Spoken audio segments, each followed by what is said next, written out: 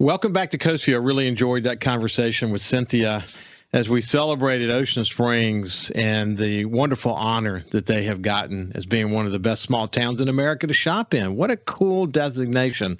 And believe me, when you get that kind of thing, number one in the nation in that regard, in the top 5 in terms of cultural experience, man, it makes a big difference. It will continue to sort of direct people to coastal Mississippi as it relates to that. Hey, you may remember last Thursday I had a conversation with Mayor Billy Hughes from Gulfport, and he talked about the March for Mayors campaign with Extra Tables. Extra Tables is an organization that I spend a lot of time talking about. It kind of comes up again and again through conversation, most recently in my conversation with Susanna Snyder from the Hillier House and the efforts that she's involved with in the community. Extra Table helps them feed people in the community. But in the case of Billy Hughes, what you may remember is that one of the things he talked about was that they are focused on a peanut butter drive. And so he said that someone said on social media or sent him a note or something. Don't remember exactly what it was, but he said that someone sent him a note that says, "Come on, peanut butter? The mayor can't afford his own peanut butter?" Well, the point is, this is actually the one staple that they're trying to get in the city of Gulfport. Other mayors will be doing different things. And to talk to us more about that is my friend Martha Allen from Extra Table. We're going to talk about the March for Mayors and also, what's the latest at Extra Table these days. How you doing, Martha? Hey, good morning. I'm glad to be here. Glad those mayors and cities are all championing the cause because it's sure important to make sure that our hungry neighbors are fed. Hey, listen, one of the things I said during that conversation is the last time I had the visit, within the last couple of weeks with my really good friend, Robert St. John, who was sort of the brainchild of this Extra Table effort. You kind of joined us for a little bit during the conversation, and I was so pleased to hear that your goal is eventually to get to 82 counties, and you're inching your way toward that goal. Man, that's incredible when you think about it. It is incredible. I'm so grateful to be a part of this organization that is Extra Table.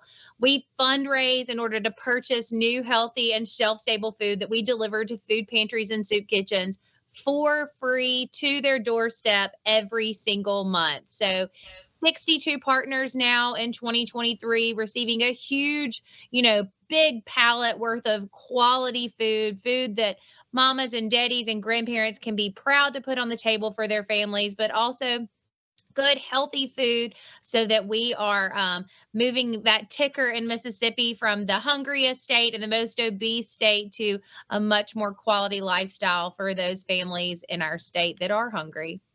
Well, that's what is so important about the effort that Extra Table is involved in.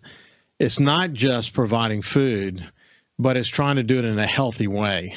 And it's not, you got to have big time partners to achieve a goal like that. We are so fortunate, and partners is exactly how we do it. We would not be able to do the work we do from day 1 to year 14, where we are right now.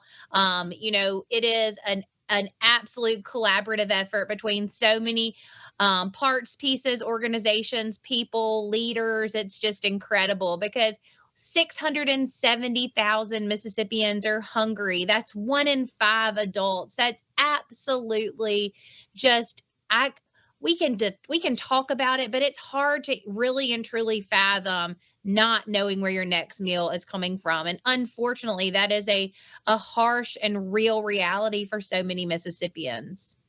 It is. Listen, when I spend time in the Mississippi Delta, if I go, and this is true all across the Delta, this is true in rural communities all across Mississippi for that matter, there are very significant food insecurities in the state. And what people don't realize is that people who can't afford to go to the grocery store, maybe they don't even have a grocery store near their home, where they get their food is from the nearest grocery store. The convenience store.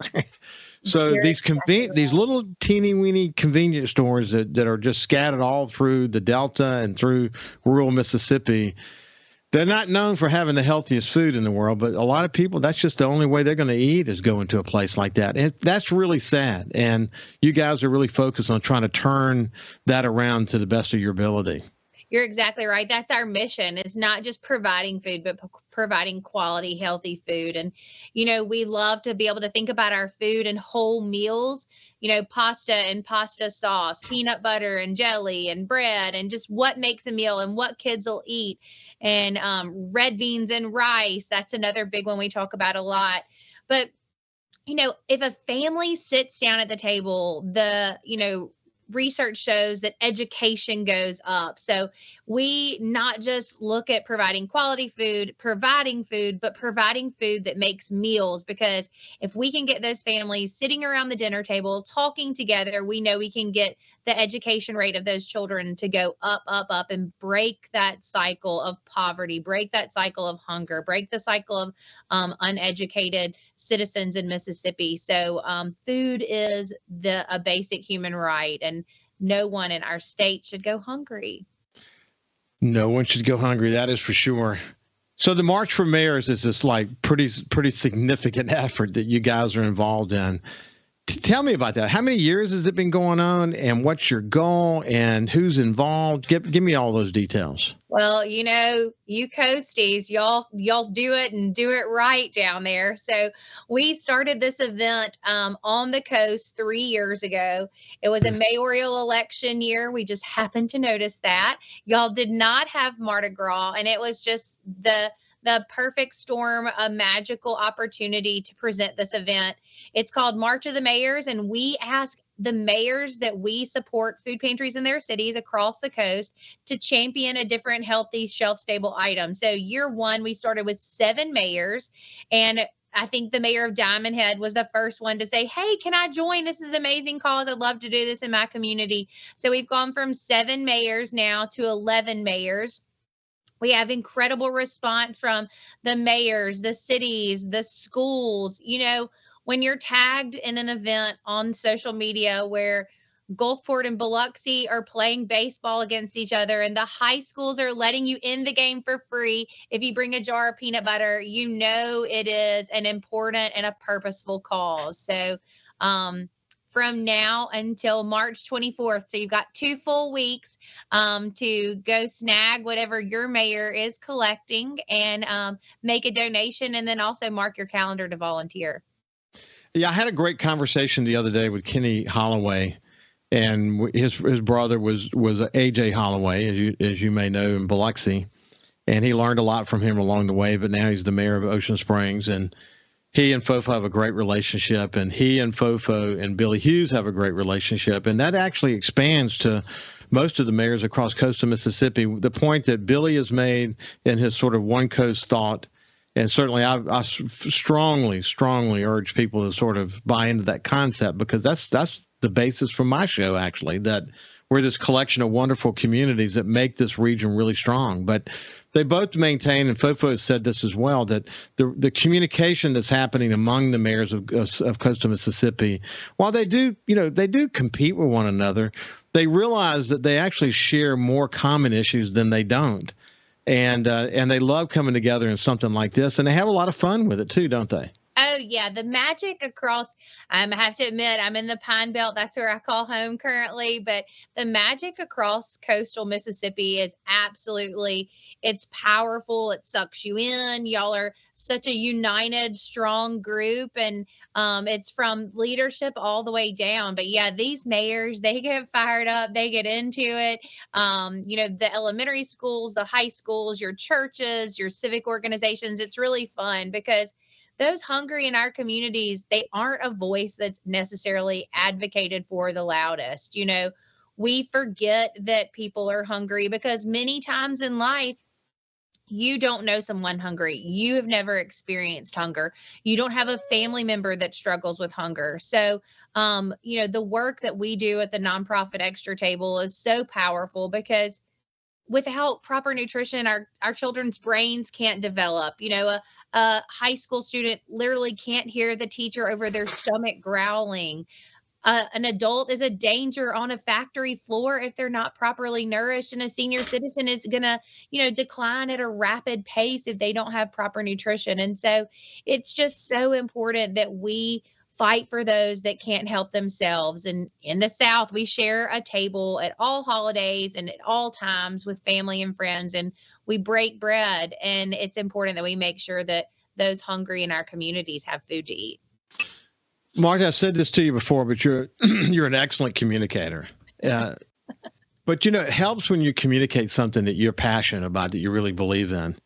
And you've helped Robert with this vision of getting to 82 counties and touching as many people as possible. The thing that guides you and your message and that passion that you have is the fact that you've seen the commitment of these partners that are providing just mountains of food and distribution capabilities and all these things that are happening, the way the mayors come together. When you see that, and then you see people get ultimately touched, in other words, their lives are changed because they've got access to healthy food, that makes a huge difference. When we come back on the other side, we're going to talk a little bit more about what the mayors are doing. We'll see you after this break.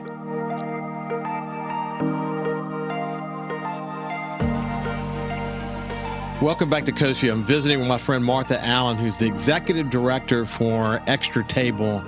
And as I said, going into the break, she's so passionate about what she's doing because they're really making a difference. They really are. Martha, one of the things I want to talk about, you and I, we've had good conversations about this in the past, but Mississippi had a problem in this area before COVID came along. And then COVID comes along and all these additional challenges get thrown at these families.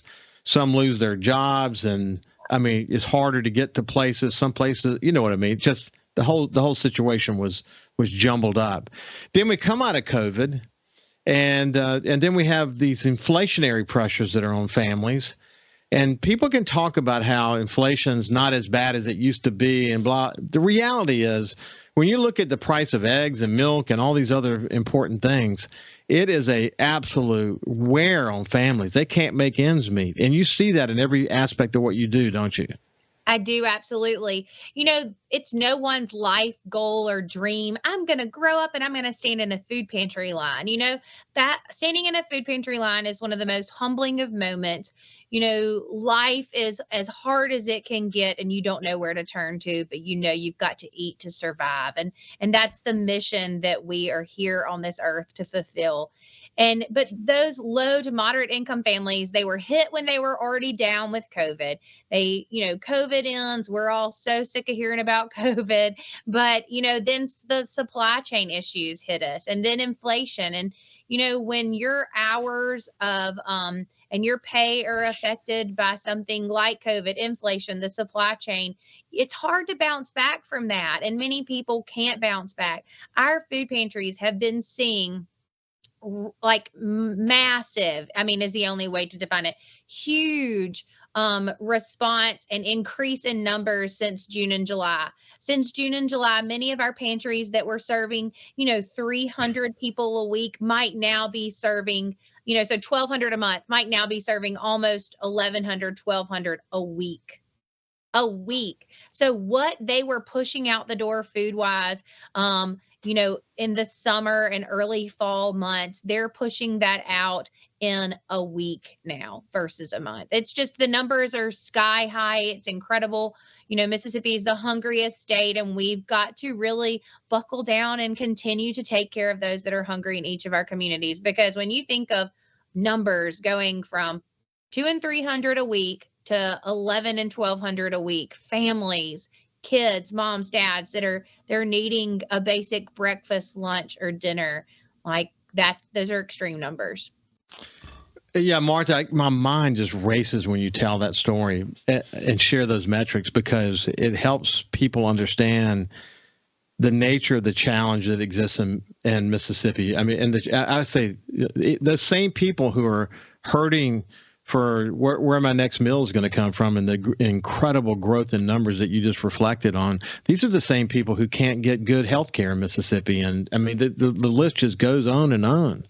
Oh, absolutely, Ricky. This is a story that's going to kind of knock you to your knees. We had a business meeting a couple weeks ago. A certain company that we do business with came in the door, their new sales rep, and I heard Knight, laughing like, "Come on in, you're actually on our agenda. Sit down in our meeting." And we were talking about the types of food that we were going to be purchasing for the new year, and we wrap up our meeting talking about transportation with this gentleman, and he said, I ate most of my meals as a child out of a food pantry. Go with the potato flakes. Wow. It was humbling, and to see that the work that we do does build people up and does break the cycle of hunger and poverty. And this gentleman is in a leadership role within his company, and he went to college, and he was proud to have come from his tough roots and to be able to stand there and be a part of us making a difference today. Incredible. So if you look in the short time we have left, you look at what each mayor is doing. So Billy mentioned peanut butter. What are some of the other mayors doing? I'm going to list it off if that's okay. So Bay St. Louis, you guys need to collect 1 pound bags of beans. Biloxi is tuna. D'Iberville is spaghetti noodles. Diamond Head is canned soup. Gaucher is granola bars. Gulfport is peanut butter. Long Beach is green beans. Moss Point and Ocean Springs are both canned fruit. Pass Christian is canned corn. And Waveland is that 1 pound bag of rice. So it's shelf stable, it's healthy, it's easy to snag at your grocery store. I didn't hear Pascagoula on that list. So Pascagoula is not on this list. They are not participating, but it's okay. We take care of them anyway. We supply our pantry in Pascagoula with food monthly, and then any odd stuff that we receive, we make sure we get it to our dear friend Mary down there at the food pantry in Pascagoula. Yeah, the mayor there is a terrific man, and he's got a great heart. So we need to urge him to participate in this effort. That is for sure. But anyway, listen to the March for Mayors. Really important. Look it up on the internet. You'll find tons of information about it. And Martha, I always enjoy our time together, but the thing that inspires me most really is your passion for this subject. It's so important what you're doing. God bless you, my friend, and Robert St. John for that matter. Have a great day, and we will see you tomorrow.